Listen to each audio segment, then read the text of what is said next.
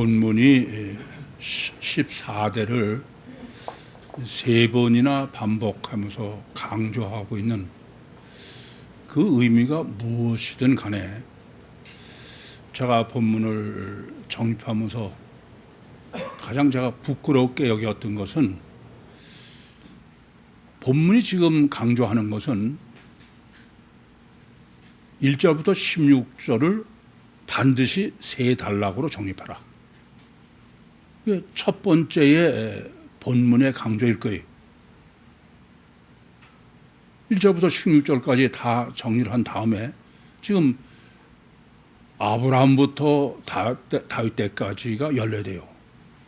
또 다윗서부터 바벨론으로 이거할 때까지가 또 연례돼요. 바벨론에 이거해서부터 그리스도까지 연례돼요. 이건 앞에 걸 그대로 얘기하는 거예요.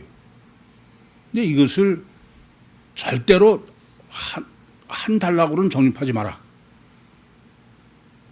최소 이거는 보였었어요. 그런데 여러분이 아시다시피 지난번에 저는 꽤 복음서 신학을 정립한다고 자부하면서도 1절부터 17절을 한 단락으로 정리했어요. 그러니까 본문에서 계시하고 있는 건 전혀 상관도 없는 얘기를 한 거죠. 저는 먼저 본문을 대하면서 참 내가 뭐 오직 복음서 신학으로 했다 그런 말을 할 수 있나 정말 부끄럽게 얘기했어요. 30년 동안 저는 틀림없이 복음서 신학이라고 했는데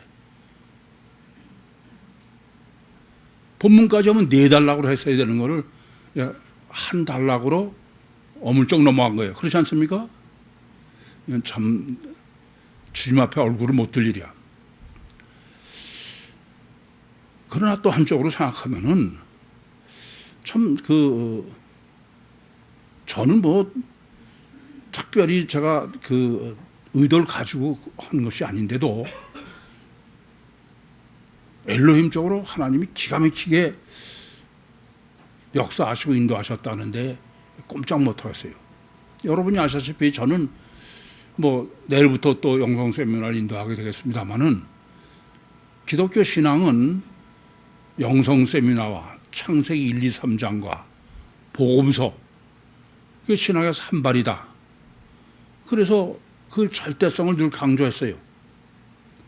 그래서 창세기도 1, 2, 3장까지만 정립하고서는 4장으로 넘어가지 않고 또 1장을 한 거예요. 그렇게 해서 반복해서 그렇게 해왔습니다.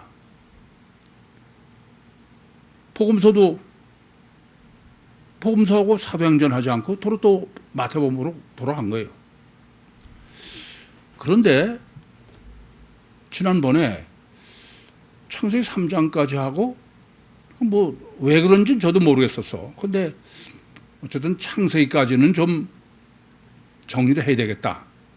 그래서 여러분이 아시다시피 창세기 4장부터 25장까지 가다가 지금 뭐 코로나 때문에 이제 못하고 있는 거 아닙니까?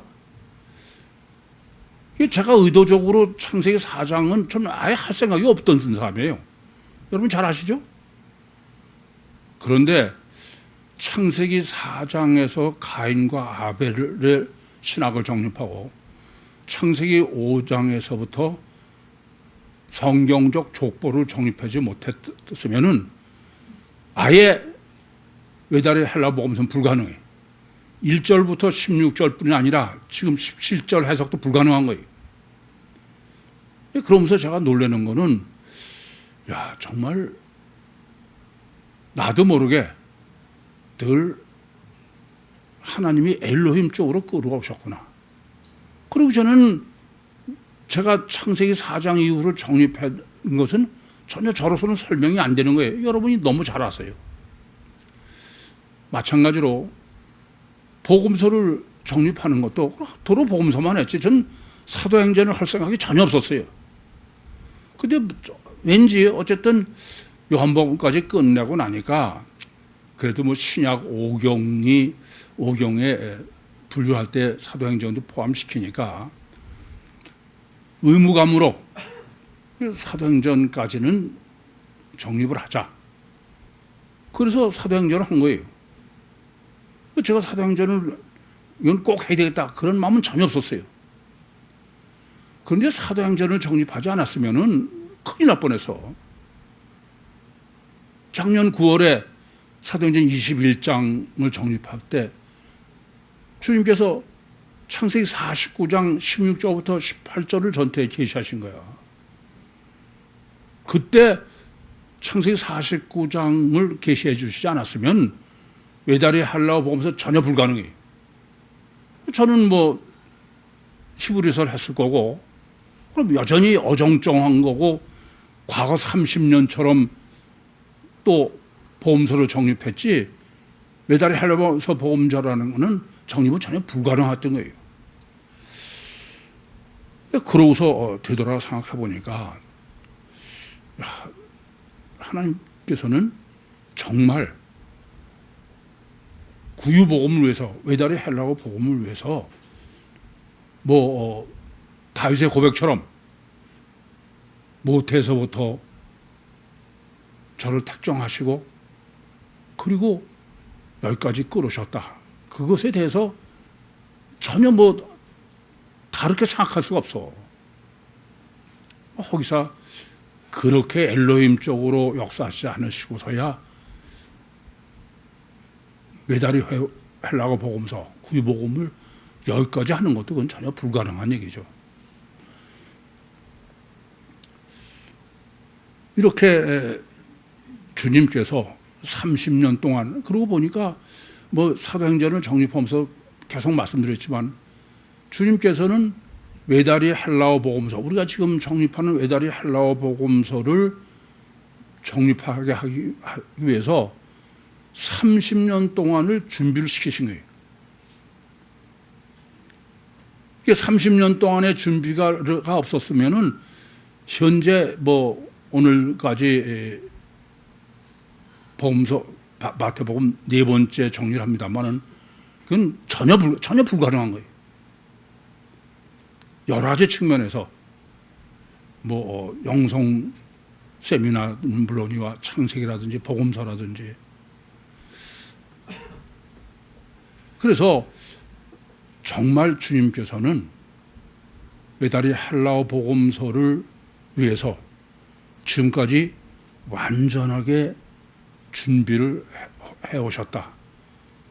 거기에 전혀 다른 생각할 수가 없어요. 너무 감사하고 또 놀랍기도 하고 30년 준비가 정말 귀하구나 그런 생각을 다시 한번 하게 됩니다. 오늘 본문은 난해하죠. 한 절밖에 안 되니까. 근데 제가 지금까지 그 성경을 정리도 하고 많이 생각하고 고민하는데 지금 본문처럼 강조하는 데를 전 성경 전체에서 찾아본 적이 없어요. 이건 강조법이 아주 너무 강해.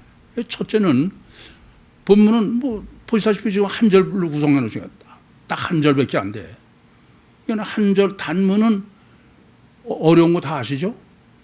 그건 또 신학을 정립하라는 의도시고 한 자라도 그냥 헛하게 보면 안 되는 거죠.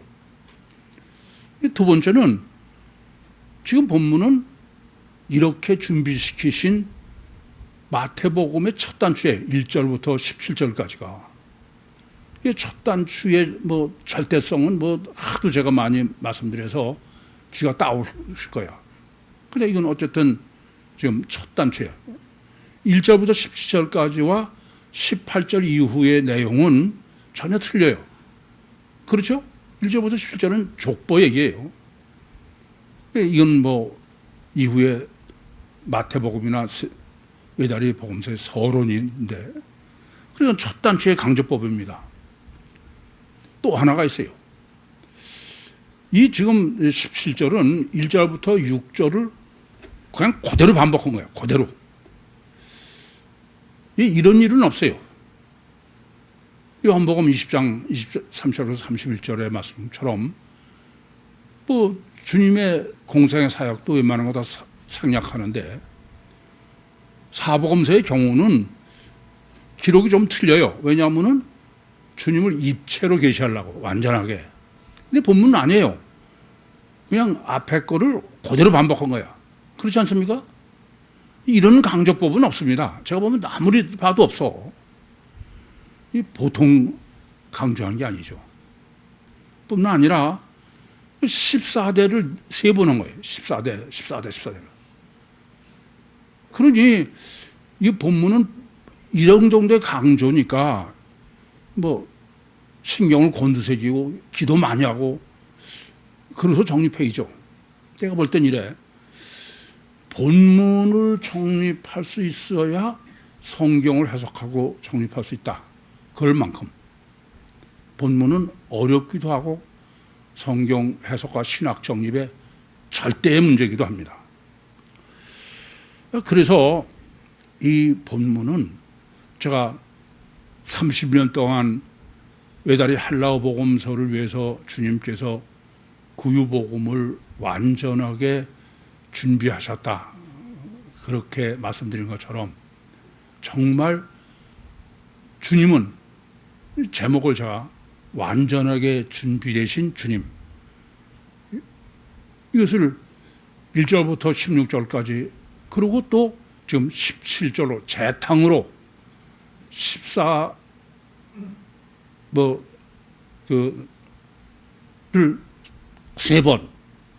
세 번 강조해서 그렇게 강조하는 게 성육신하신 신인 메시아는 요한복음 17장 3절 말씀처럼 영생은 곧 유일하신 참 하나님과 그의 보내신 자 예수 그리스도를 아는 것이다 그랬는데 예수님 자신도 요한복음 5장 39절에 너가 영생을 얻기 위하여 성경을 상고하거니와 그 성경이 나에 대해서 계시한 거다. 근데 그걸 가장 완벽하게 한 것이 족보신학이다. 이미 말씀드린 대로 족보는 어디 하나 빈틈이 있을 수가 없어요. 족보 계시 자체가. 아브라함이 이삭을 낳고 그다음에 이삭이 또 겹쳐서 야곱을 낳고 또 야곱이 유다를 낳고 이렇게 돼 있으니까 뭐 완전하다는 얘기죠. 그래서 족보신학으로 정립한 성육신하신 신인 메시아와 그 구원론은 그야말로 완전하다. 그게 본문의 첫째 강조다. 이렇게 생각하셔야 되겠습니다. 이렇게 아주 강조를 끔찍하게 하고 있는 본문은 우선 왜 그러겠어요?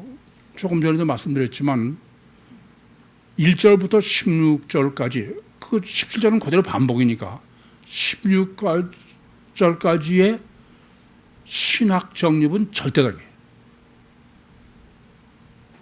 그 신학 정립하지 않으면 그건 절대 안 된다. 절대이죠. 뭐. 그거를 지금 17절로 중복해서 강조하는 거예요. 이후에 이제 정리해 보시면 알지만 이 강조가 얼마나 강조인지 알 수 있어. 14대를 두 번씩 해서 세 번 하는 게.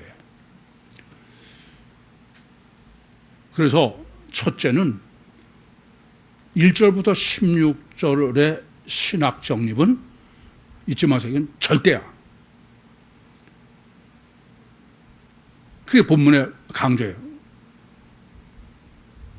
뭐 2000년 기독교의 문제는 이 강조법을 전혀 신경 안 쓴 거야. 그냥 보통 사람의 족보처럼 그렇게 주석을 달아놨어요. 참 끔찍한 얘기죠. 두 번째는 지금 그 1절부터 16절까지가 1절은 바로 비브로스 기노마의 족보신학인데 그런데 다윗과 아브라함의 자손 예수 그리스도의 세계라. 그렇게 시작해서 16절 끝이 뭐예요? 그리스도로 끝나는 거예요. 그리스도로.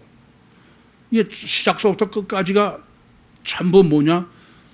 예수 그리스도의 족보인데 그건 바로 외다리 헬라어 복음서의 절대적인 요소는 성육신하신 신인 메시아의 신학을 정립하라.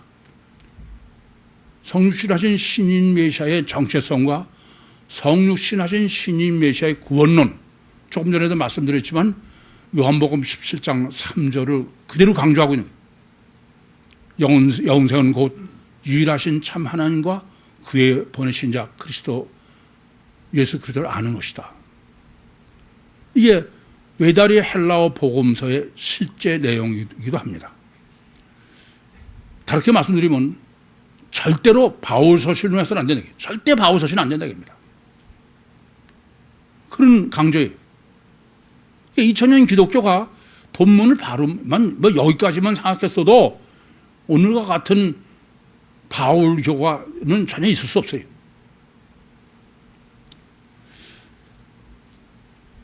세 번째는 이 지금 본문은 이 18절보다도 전혀 틀리다. 이건 족보예요. 1절부터 여기까지가. 근데 이것이 우선 마태복음의 첫 단추예요. 동시에 외다리 헬라어 복음서의 첫 단추입니다. 그러니까 뭐 첫 단추란 어떤 거예요? 1절부터 17절까지를 어떻게 해석하냐가 다 이후에 절대다 이거예요.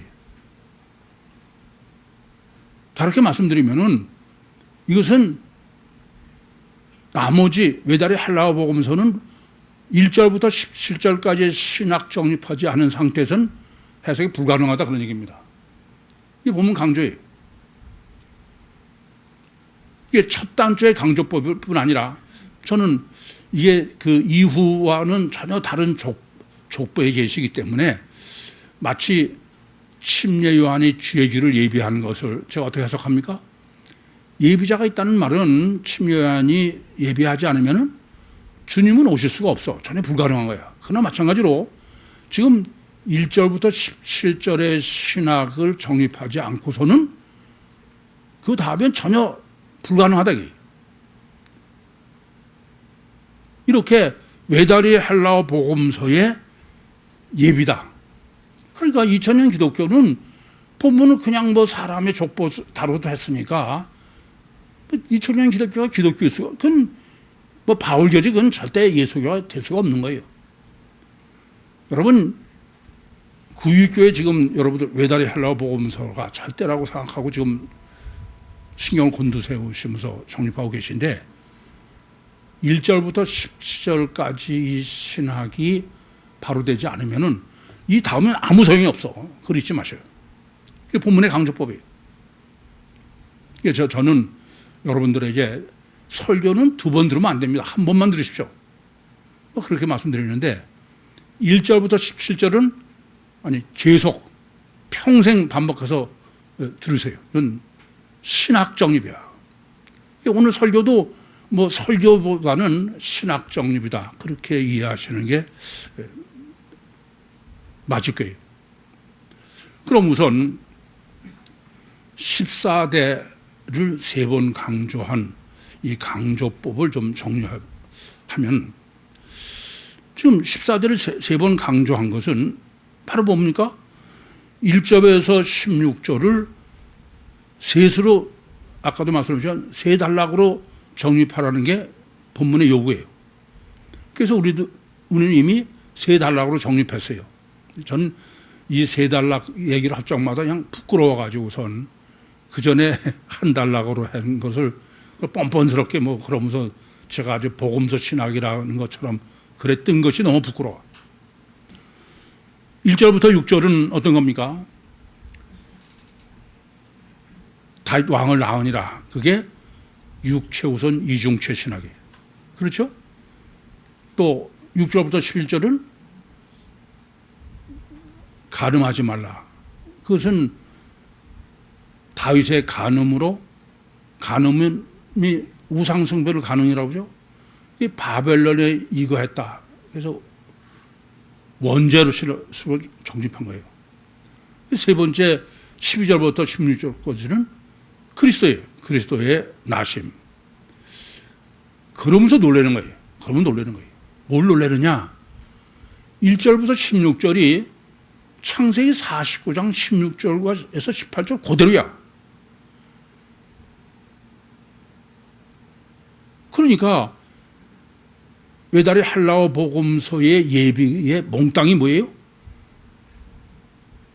창세기 49장 16절에서 18절에 전때 계시해 주시고 그걸 그대로 지금 외다리 할라와 복음서를 하라고 그러시고선 1절부터 16절에 세 단락으로 정립하게 하신 거예요.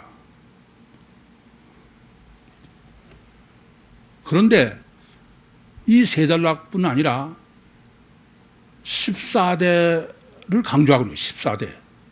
왜 14대를 강조하시느냐? 그게 문제가 되는 거죠. 14대 신학이 문제가 되는 거예요.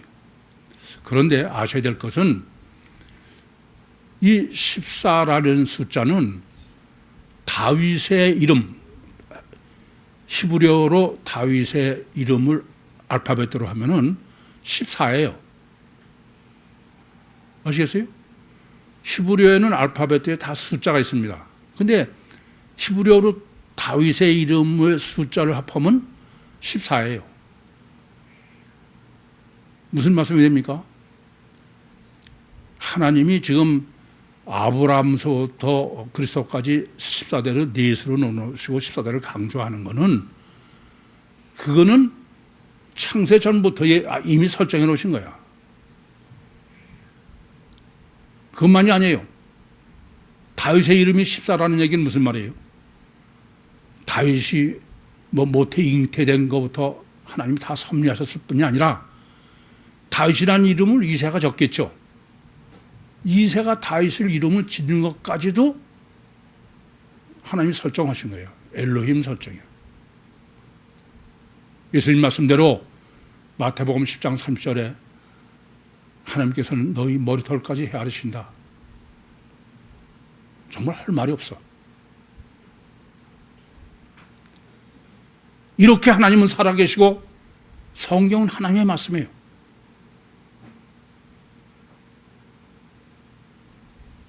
그러니까 저 같은 놈이 엘로힘의 설정으로 이렇게 외다리 할라가 보면서까지 정립하도록 설정하시고 역사하시고 인도하셨다는데 할 말이 없어요. 그래서 예수님께서도 요한복음 5장 39절에 너희가 영생을 얻기 위하여 성경을 상고하거니와 그 성경이 나에 대해서 증거하셨다. 창세기서부터 성경은 완벽하게 혹자는 성경이 어디가 맞네 틀리네, 그 사람은 성경보다 왜 그런 소리를 해요? 지생하고 틀리니까요. 그런 사람은 성경 해석할 자격이 없어. 하면 안 돼.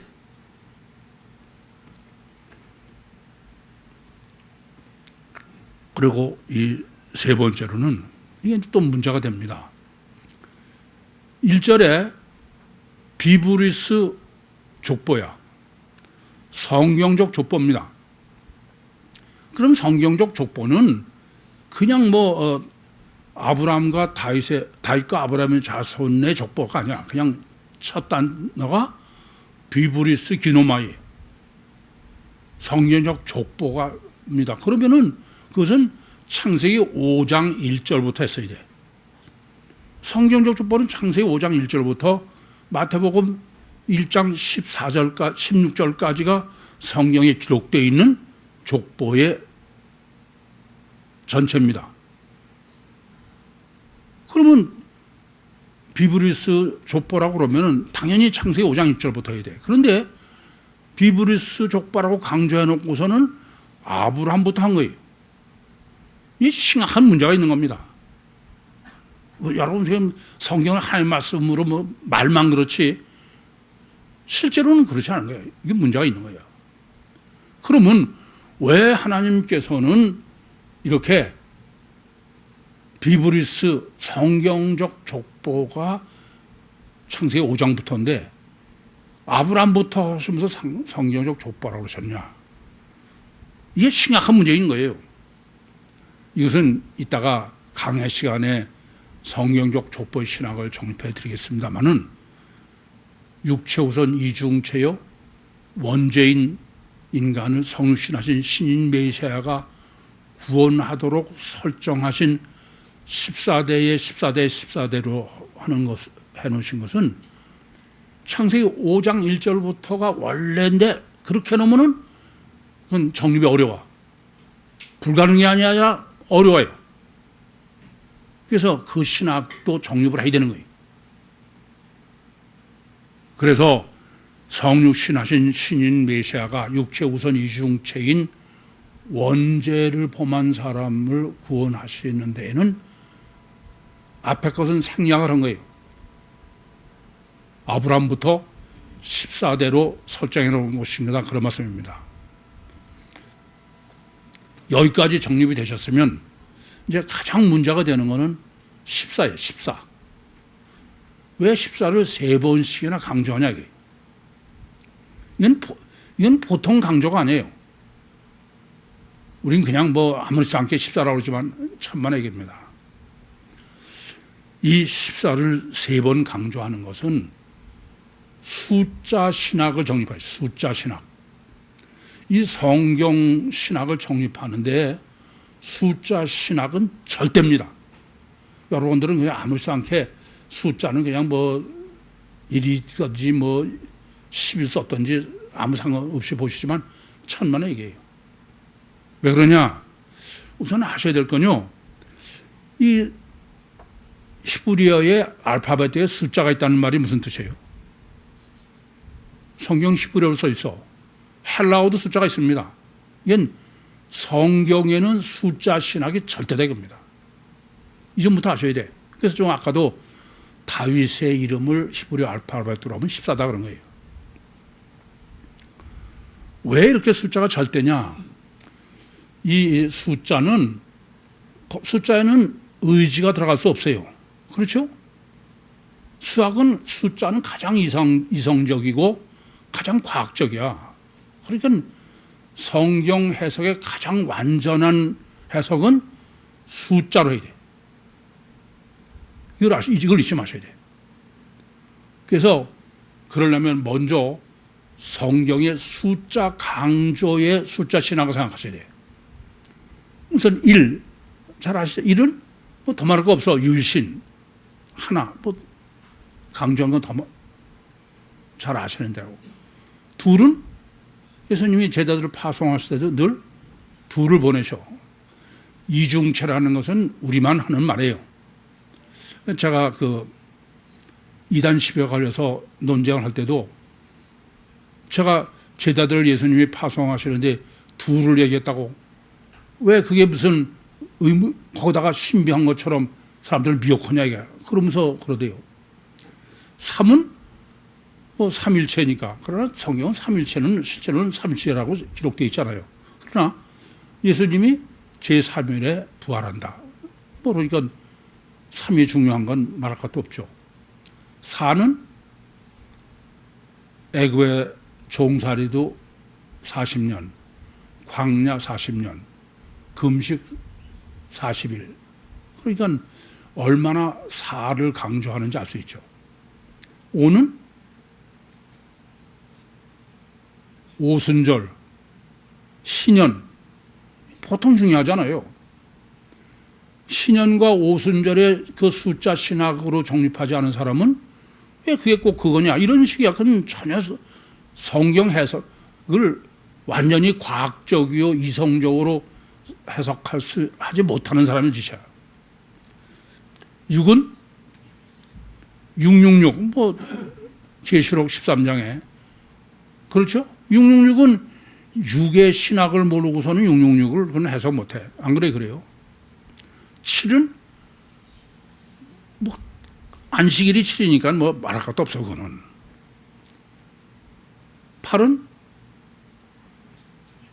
왜 꼭 난지 8일 만에 할례랄까요? 이건 그 숫자 신학 정립하지 못하시면은 이건 전혀 그 해석이 불가능한 거야. 뭐 저도 그전에는 그냥 난지 8일 되면 제일 고통이 그건 신학이 아니에요. 오늘 본문에 이제 12는 12지파, 그렇죠? 항상 12, 예수님이 사도도 12사도, 계시록의 기둥도 12.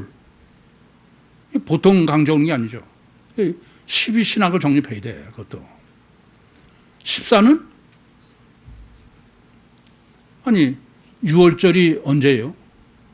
1월 14일이야. 14일. 그렇죠? 뭐 다 여러분에게 말씀드릴 수 없어. 어쨌든 이렇게 성경에서 숫자 신학은 절대다. 이제 여러분이 외다리 헬라어 복음서로 정립하시려면 한 단계 좀 올라가셔야 돼. 이제 숫자 신학으로 완전하게, 이성적이고 합리적으로 완전하게, 그냥 뭐 감정적으로 나는 이렇게 믿어져, 뭐 이런 건 안 되는 건. 그런 신학은 안 됩니다. 자, 그러면 이제 14 세 번 강조. 더군다나 11절부터 16절 하고 다시 또 한 번 한 거예요. 그럼 이걸 보면 어떤 얘기가 되냐면 14는 7 곱하기 2죠. 그렇죠? 그런데 14를 몇 번 했어요? 3번이야. 곱하기 3. 그런데 1절부터 16절까지 하고 또 17절에서 또 곱하기 2를 해죠. 그건 뭐가 되냐면 7 곱하기 12야. 이해돼요? 본문이 14로 강조하는 실제 숫자의 신학은 7 곱하기 12예요. 아시겠죠?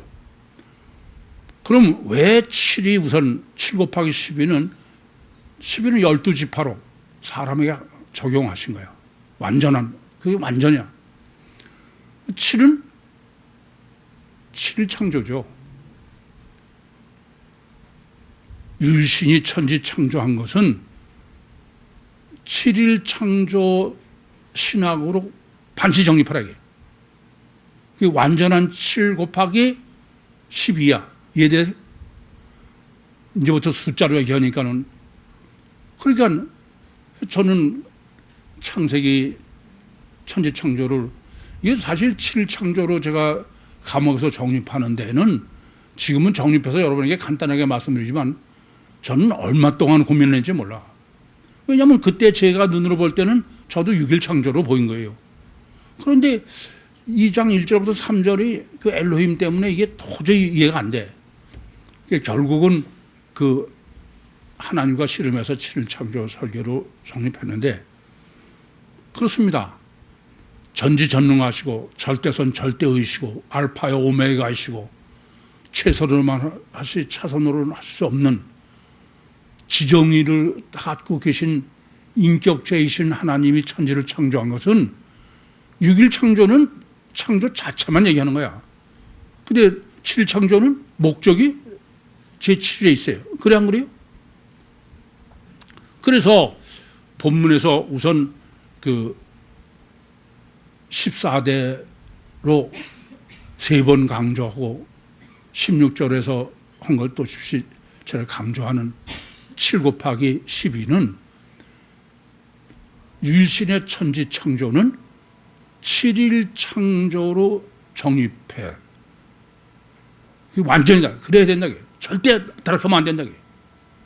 그게 숫자 7 곱하기 12의 강조법이에요. 아시겠습니까?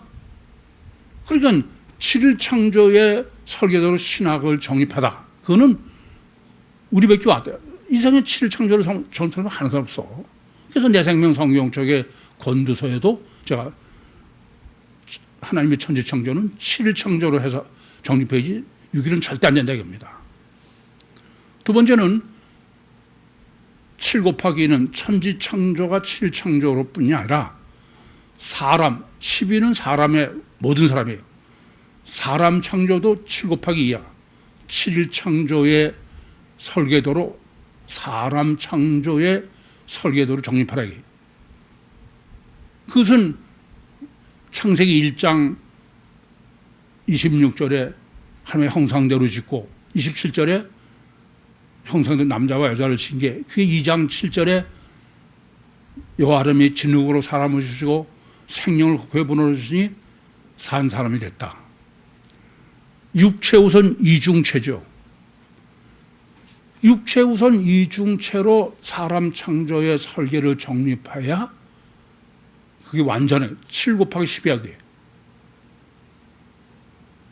다르게는 절대 안 된다는 얘기입니다. 아시겠습니까? 그게 본문 14대 강조법이에요. 그런데 이제 7 곱하기 11은 여기까지 말씀드린 거 여러분 지금까지 다 정립해서 잘 쉽게 받아들이셔. 어려운 게 있어. 6 곱하기 10이야. 6이라는 숫자가 문제가 된다.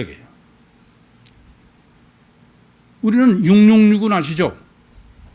그래서 뭐 666을 무슨 뭐 신비하고 어쩌고 그러는데 그거는 숫자 신학을 전혀 모르고 지멋대로 하는 거예요.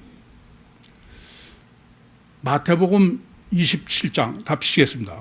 마태복음 27장 62절.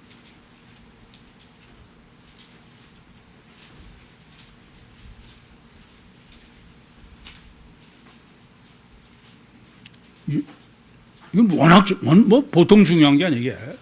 그러니까 7을 제대로 정립하려면 6도 정립해야 되는데 지금 마태복음 27장 62절 다 같이 봉독합니다. 시작.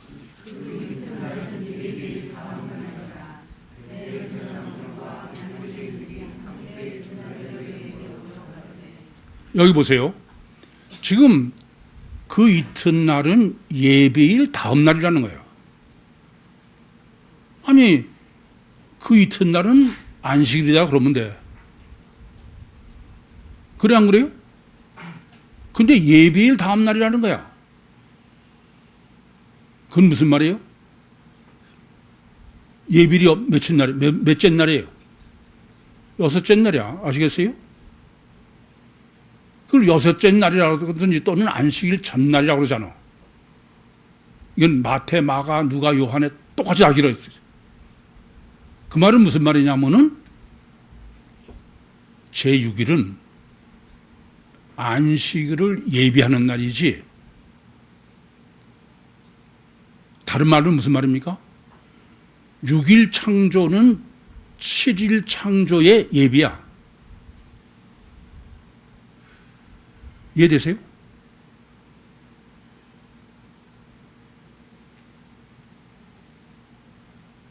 그럼 이런 얘기가 돼.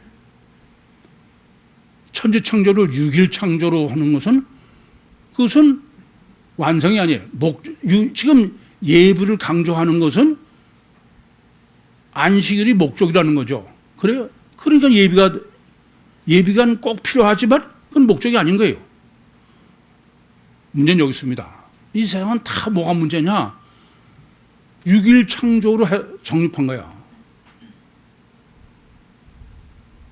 그럼 6일 창조로 정립하면 어떤 문제가 생기느냐? 7일 창조는 육체 우선 이중체가 되지만 6일 창조는 아니 의지나 뜻이 없는 거야. 물질적으로만 창조된 거예요. 단일체죠. 이해되세요? 이 점을 아셔야 돼. 왜 지금 대장 이런 사람들이 예수를 죽였느냐? 왜 죽이냐 이게요. 이 사람들은 뭐이기 때문에? 6일 창조요 단일체이기 때문에. 왜 원죄를 범했느냐? 6일 창조요 단일체이기 때문에. 그래서 제가 어떻게 해석합니까? 네가 선악과를 먹는 날에 내 눈이 밝아 네 몸이 하나님같이 된다. 네가 하나님이다. 그게 단일체 하나님이 되는 거야. 우상이죠.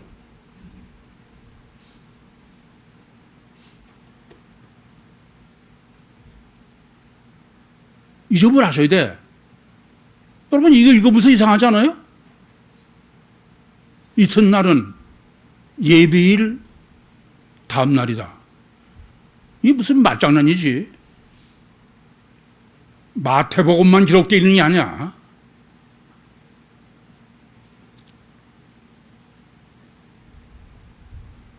숫자 신학은 꼼짝 못해.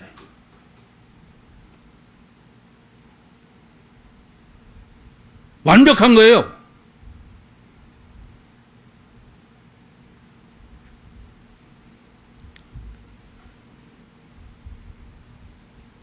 아직도 7창조가 어쩌고저쩌고 그런 말 할 수 있어요?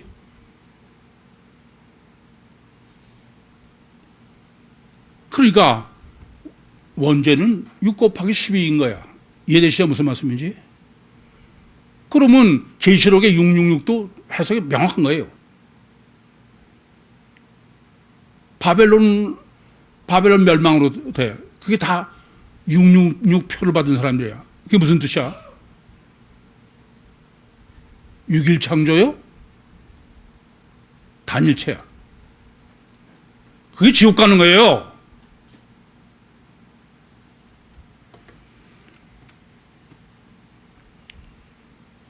그러면서 본문은 비브루스 족보 14대 신학으로 정립한 거예요. 이제 숫자 신학이 여기까지 명확합니까? 그러면 제일 첫 번째 1절부터 6절은 어떤 거냐? 육체 우선 이중체, 주체가 영인, 이런 다윗과 아브라함의 자손의 예수 그리스도가 육체 우선 이중체로 정립했죠.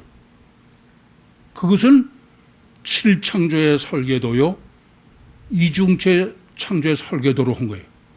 그럼 7 곱하기 뭐요? 사람 12. 완전한 거예요, 완전.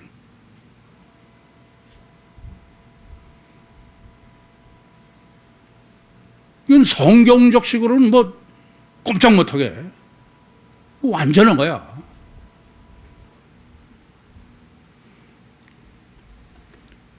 두 번째는 6절부터 11절 다윗이 우리아의 아내와 에게서 솔로몬을 낳고 그 바벨론으로, 그것은 간음이 우상숭배요.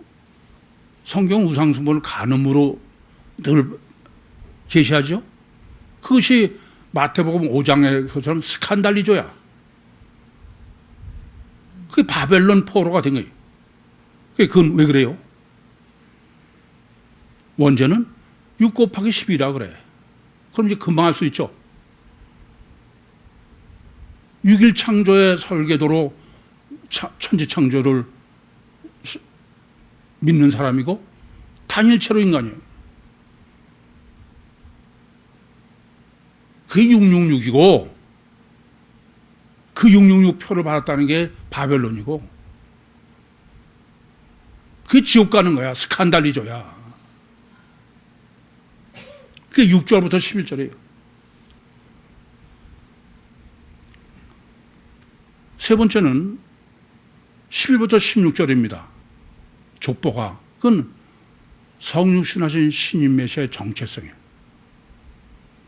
그는 육체 우선 이중체의 주체는 하나님이고 이런 거죠. 그 성육신하신 신인 메시아의 7 곱하기 12의 완전한 신학은 성육신하신 신인 메시아도 육체 우선 이중체요. 7창조의 설계도입니다. 그것뿐이 아니야. 그것은 하나님이 7일 창조의 설계도 사람 창조한 것과 주님은 똑같아요. 예수님의 몸뚱아리도 우리와 똑같은 거야. 그 안에 하나님이 신이 들은 건 똑같은 거예요. 그래서 고린도전서 15장 45절에 첫사람 아담과 마지막 사람 아담, 주님이다 이겁니다. 이제 그러면 여기까지 여러분이 정립하셨으면, 그러면 성경에 침례 요한이 사역을 시작하면서 마태복음 3장 2절에 보면 회개하라 천국이 가까웠느니라 메타노에오입니다. 또 예수님께서도 마태복음 4장 17절에 공생애를 시작하시면서 첫 번 하신 말씀이 회개하라 천국이 가까웠느니라. 이 회개하라고 번역된 단어가 메타노에오입니다. 그 메타노에오를 직역하면 그것은 이성적인 사람이잖아요. 감성 말고. 그럼 이성적인 사람이 되라는 것의 가장 완전한 성경적 강조법이 뭐예요? 숫자 신학이야. 이해됩니까? 그럼 이런 거예요. 6 곱하기 12가 7 곱하기 12로 되라 이거예요. 다르게 말하면 6일 창조의 신학으로 정립한 것을 7일 창조를 해라. 6일 창조의 단일체를 7일 창조의 이중체로. 그게 메타노예요. 이성을 되찾는 거야. 근데 이게 무슨 15금이요 바울 신학이요 그래가지고서는 어떻게 해석해요? 자범죄, 죄를 뉘우치는 그 회개로 번역한 거죠. 그래서 여러분에게 제가 그 메타는 전혀 그런 거 아닙니다. 창조된 대로 되돌아가라. 그건 턴 어게인으로도 번역해. 이해되시죠? 무슨 말씀인지? 되돌아간다 겁니다. 저는 본문을 정립하면서 참 주님 앞에 저절로 무릎이 꿇어지더라고요. 주님, 정말 완전한 복음을 계시해 주셨네요.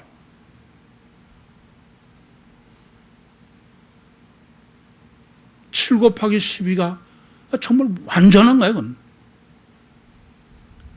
뭘 더하고 빼고 할 게 없어. 거기다 무슨 살을 붙일 게 없어요.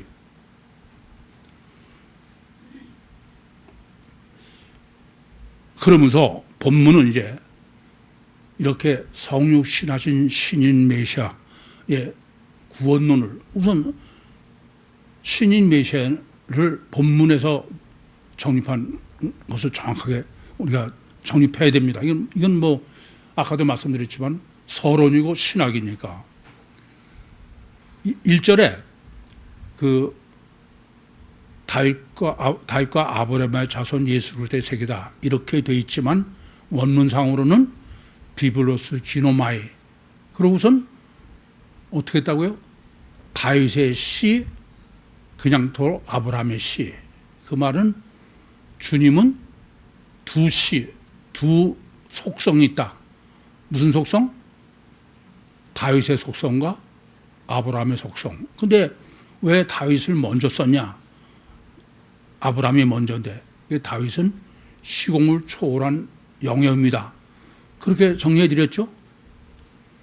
그것을 지금 이제 성육신하신 신인 메시아의 1절부터 16절까지 전체로 정리하면은 이렇게 되는 거예요.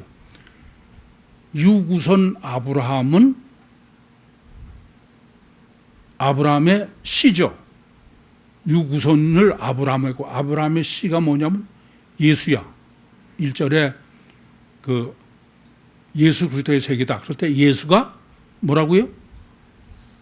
아브라함의 속성, 육의 속성, 유구선이다. 그리고 그럼 구세주는 다윗이죠. 당연히 구세주는 성경이 계시하는 건 다윗이에요. 근데 다윗의 씨가 뭐냐? 다윗의 씨, 다윗의 속성은 16절에 그리스도인 거예요. 아시겠죠?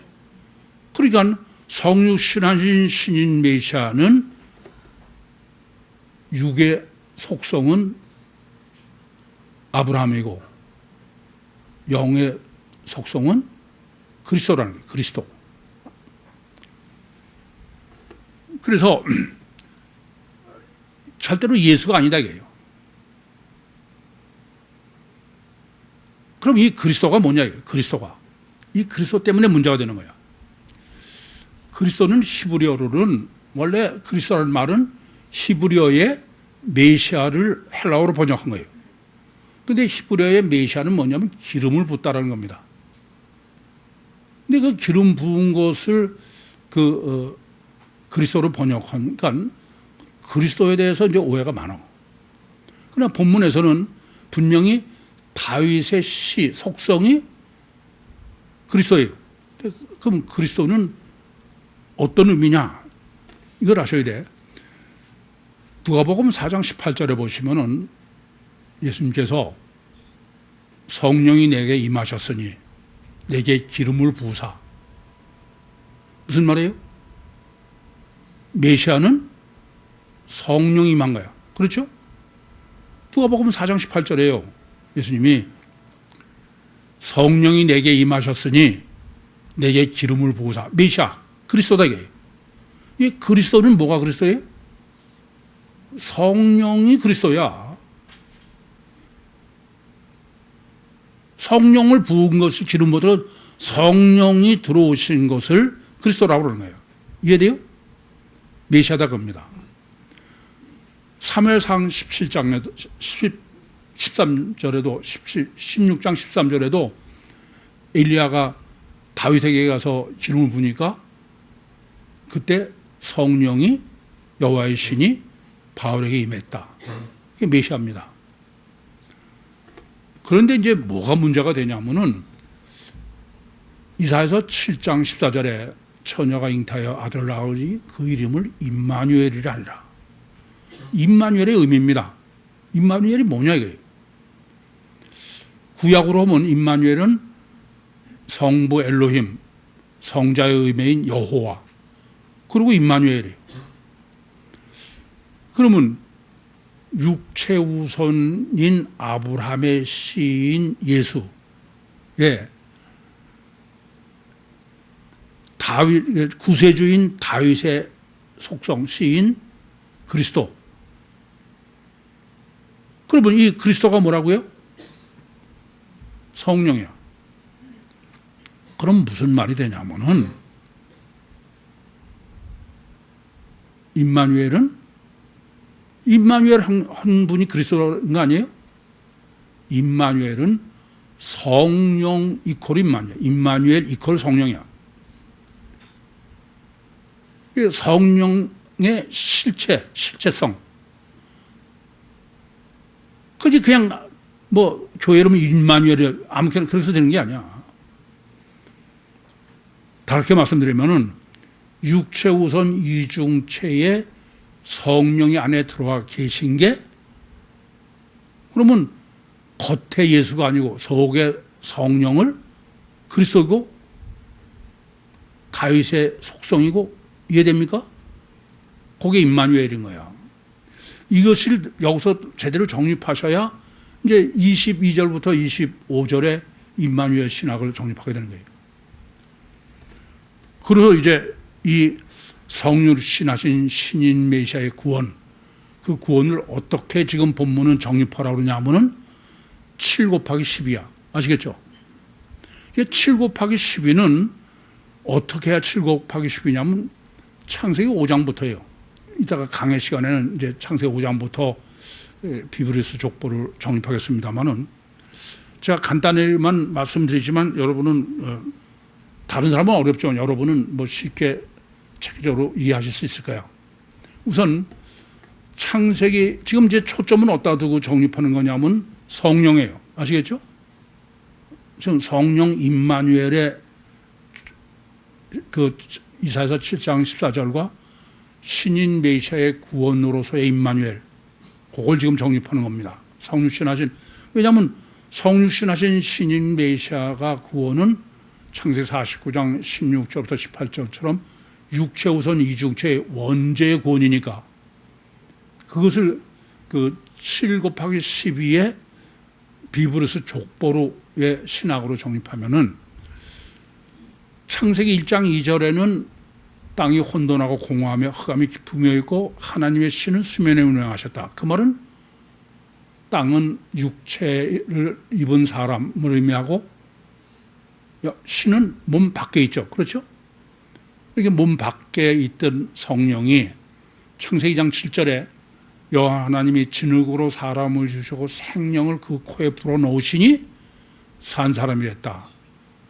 이 창세기 1장 2절에 몸 밖에 계신 성령이 몸 안으로 들어오신 게 창세기 2장 7절이에요. 창세기 6장 3절에 보시면은 주님 여호와께서 나의 신이 영원히 사람과 함께 하지 아니하려니 이는 저들이 육체가 됩니다. 그 말은 다시 원죄로 성령이 빠져나오신 거예요. 이해되시죠? 창세기 6장 3절입니다. 이렇게 성령은 육신 바깥에만 계시다가 에스겔서 47장 14절에 여호와께서 나의 신이 사람에게 들어오는 거예요. 근데 하나 아셔야 될 게 있어. 에스겔서 47장은 그것은 에스겔이 본 환상이지 실제는 아닙니다. 이해되세요? 무슨 말씀인지? 아니, 이상골짜기니 뭐 뼈가 들어맞고 그건 전부 그건 환상이야. 그러나 환상은 실제로 영으로 실제를 환상으로 보여주시는 거죠. 역사, 성령의 원리를. 그러니까 창세기 1장 2절에 몸 밖에 있던 성령이 창세기 2장 7절에 몸 안에 들어오셨다가 원죄 때문에 성령으로 정확하게 계신 거는 창세기 6장 3절에 몸 밖으로 계시다가 그 성령이 에스겔서 47장 14절에 들어오셨다가 아시겠습니까? 그게 뭐냐? 그게 마태복음 3장 11절에 주님은 성령으로 침례준다게. 이해됩니까? 근데 성령으로 침례 주시는데 원죄를 범한 거예요. 그래서 마태복음 12장 28절과 29절에 예수님께서 내가 하나님의 성령을 힘입어 귀신을 쫓아내는 것이면 하나님 나라가 이미 너에게 임하였느니라. 그러고선 사람이 강한 자의 집에 들어가 그 세상을 득탈하려면 강한 자를 결박하지 않고야 어떻게 그 세상을 득탈하겠느냐. 그게 뭐예요? 원죄 안에 임마누엘 하셔야 한다. 그것은 보혜사밖에, 주님이 오신 목적이 보혜사다. 그래서 사도행전 2장 1절부터 4절이에요. 이게 뭐냐? 창세기 5장 1절부터 마태복음 1장 16절까지 비브로스 족보로 정립하는 성육신하신 신인 메시아의 구원이. 그러므로 이 점을 잊지 마세요. 반드시 7창조의 설계도로 해야 돼. 그게 7 곱하기 10이야. 반드시 육체 우선 신학으로 이중체를 신학해야 돼. 그게 7 곱하기 10이에요. 그게 완전한 거예요.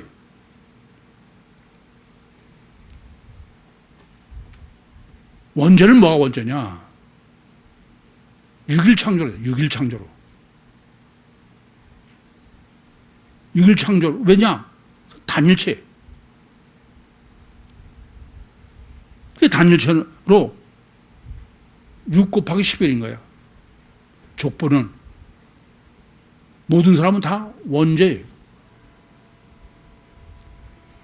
참 다시 한번 저는 창세기 49장에서 계시해 주지 않으셨으면 이렇게 그냥 명확하게 여러분에게 정립해 드릴 수 있을까, 그런 생각을 안 할 수가 없어요.